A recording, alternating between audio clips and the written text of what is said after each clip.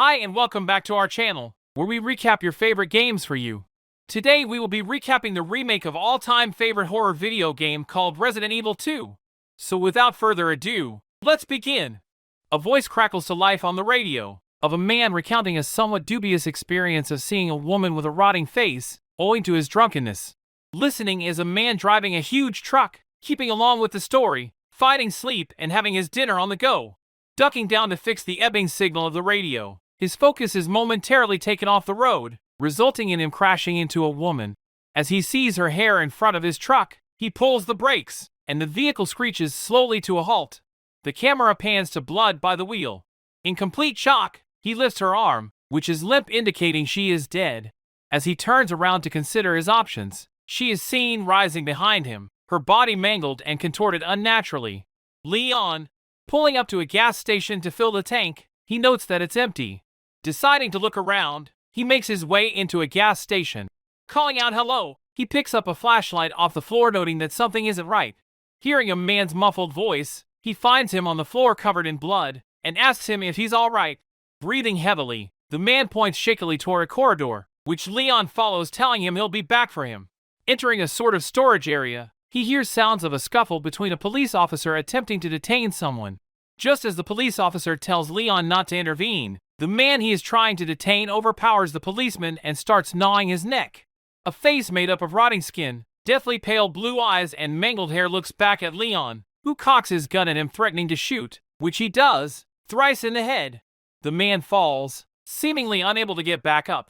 Leon finds a key, and as he makes his way back out, sees the man he has just shot rise to his knees. Attacking Leon, he goes for his neck, injuring him, while Leon backs off, shorting his gun. As he falls again, Leon runs out. However, he finds the door he came from closed shut. He makes his way to the locked door and, using the key from before, goes into another part of the grocery store where he encounters another zombie. Shooting and narrowly avoiding another one, a door opens, revealing a girl, telling him not to shoot. He saves her by shooting the zombie behind her, and the two end up side by side with barely enough time to acknowledge each other. Outside, a horde of zombies surround them, while another bars the way back. They expertly dodge them and enter a police car driven by Leon. He reveals to Claire that he is a police officer and that they may find some answers at the police station. Claire tells him that she's in town looking for her brother, who's a cop as well. As they drive by a sign with the words "Welcome to Raccoon" written on them, Leon says it's a good thing they found each other. A voiceover echoes through the now forsaken town, telling residents to take shelter at Raccoon City Police Station, where free food and medical supplies will be given. Contemplating if there are any survivors left, Leon tells Claire there must be, since it's a big city. Wreckage blocks their way, so they opt to walk, but zombies attack their car, and they attempt to back up. As soon as they do, the truck from earlier is seen coming straight at them, with the driver in pain. Both of them try to get out but can't, and just as they think they're about to crash, the truck swerves, sparing them. They drag themselves out and the car bursts into flames, its impact smashing Leon against the wall. He and Claire are separated and both agree to meet at the station. Leon locates it, bolting the door shut behind him. Inside, he's faced with a computer screen showing security camera footage. He sees a police officer calling his colleagues to East Hallway, where he has apparently found a way out. Leon decides to find him and pulls down a security latch, opening the doors to a blood-stained room. Continuing, he hears a voice screaming to open the door, which he does. He manages to drag only half of the police officer inside, while the rest of him is eaten in front of him. Picking up the police officer's wallet, he too barely makes his way out, saved by a Marvin, black cop, bleeding from the right of his abdomen. Leon informs him of the other officer's death as Marvin helps him up. As Leon suits himself up, he tells Marvin he came here sooner instead of listening to the call that told him to stay away. Marvin tells him what matters is that he is here now and shows him the way out which the previous officer, Elliot, was trying to get to. Marvin tells Leon to leave him since he'll only slow him down, and while giving him his dagger, tells him not to hesitate. As he walks through the station, he walks up to an officer with his mouth grotesquely slashed open. He sees another man hung from the roof. Marvin shows him Claire in the courtyard and tells him how to get there. As he makes his way to her, a crashed helicopter catches on fire behind him. There's a locked door between them, and just as they are catching up, the helicopter catches on fire and alerts the zombies of their location. Once again, they have to split up and both promise to get through it. Inside the police office, Claire sees a menacing man in a black coat punch the security camera. She is hurt by a zombie with its skin stripped off, but continues her way out, chancing upon some documents that explain the degradation of the conditions from September 25th to September 27th. Hiding behind some boxes, she finds a girl and attempts to help her, who tells Claire she's the one who needs help, turning around to see a mutated zombie behind her. It tries to attack Claire, making her fall through the floor. She shoots him until he falls far down behind her, and she's somewhat safe. Claire calls out to the little girl, who finally comes out and lowers the ladder for her to climb up in exchange for helping find her mom. The little girl tells Claire that she's working at Umbrella, a pharmaceutical company making a new medicine. In response to her admission that her dad, Claire tells her that her mother and father are gone too and all she has is her brother. They climb up into a parking and find they need a key card to get out. They try to lift the gate but are unable to. A police officer who appears to know the girl Sherry makes her tie her up under gunpoint. He forces Sherry to follow him by threatening to kill Claire if she doesn't.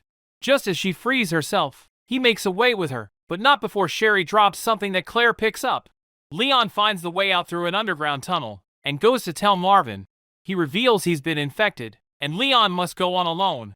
He finds his way out through where Claire and Sherry did and finds he needs the key card too.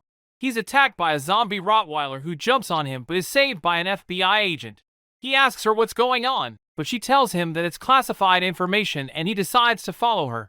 Finding a man locked in jail, he finds out that Chief Irons has put him there because he was about to blow the whistle on him. He begs Leon to let him out in exchange for giving him a key card, but a monster breaks through the wall behind him and crushes his skull. Ada, the FBI agent, tells Leon that Ben was an informant, and if he finds a way out then they'll talk. Leon somehow manages to fix the clock on the building, causing its bell to fall down to reveal a package.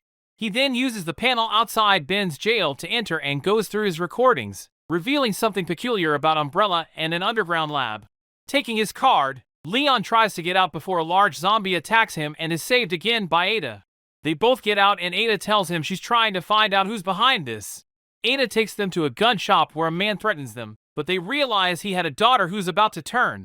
Leon explains that it's his job to help people like him, so Ada and Leon team up to take down Umbrella's entire operation. Meanwhile, Claire is seen by the man who took Sherry, and is kept alive because she has the pendant Sherry has dropped. Sherry makes her way out of the room she's been kept in. She finds a diary of an orphan named Sally who's been experimented on, who describes the director as a tall mustached policeman. Just as Sherry is about to escape, the man from before finds her, and she manages to subdue him and run away, until he chases her and is attacked by a monster and killed. Claire is told to come to the orphanage if she wants Sherry to live. Ada tells Leon that Annette Birkin is responsible for making a drug that turns people into indestructible monsters. They wanted to sell it to the government. They enter the sewers which lead to Umbrella's headquarters. A huge alligator attacks Leon, which he kills. They find Annette, whose bullet ricochets and hits Leon. Ada informs someone on the outside and looks after Leon. Claire enters the orphanage and sees the man die gruesomely in front of her. She runs into Sherry, but are both forced to keep running from the monster, who attacks them while they're in the lift, which falls down, making Claire pass out. When she passes out, she sees Sherry trying to wake her up but soon disappears. As she swims in and out of consciousness, she sees Annette speaking to herself. Once fully awake, she speaks to Annette, who tells her that everything is under control and that her daughter is none of her concern. She sees Sherry locked in a compound and goes to save her, fighting monsters along the way. She manages to save Sherry, but Annette tells her she's been implanted, and she can't be saved. Claire still carries her out, determined to help her. Ada continues in pursuit of Annette, who obstructs her path and tells her she'll never get her hands on the G-Virus. As Ada confronts her and asks Annette if she killed her husband so she could take the credit, Annette uses the controls in front of her to move the machinery and make Ada fall down and injure herself. Her thigh is impaled and she's unable to walk. Leon wakes up bandaged and goes to find Ada, who he finds passed out, as well as a tape showing the rats have spread the virus due to negligence. Claire finds a portion of the train and turns it on while Sherry seems to get worse. As they move farther in, Claire lays Sherry down and finds that there is some antiviral agent and goes in search of it in the west area. She discovers a machine automatically making the antivirus, one of which Claire takes.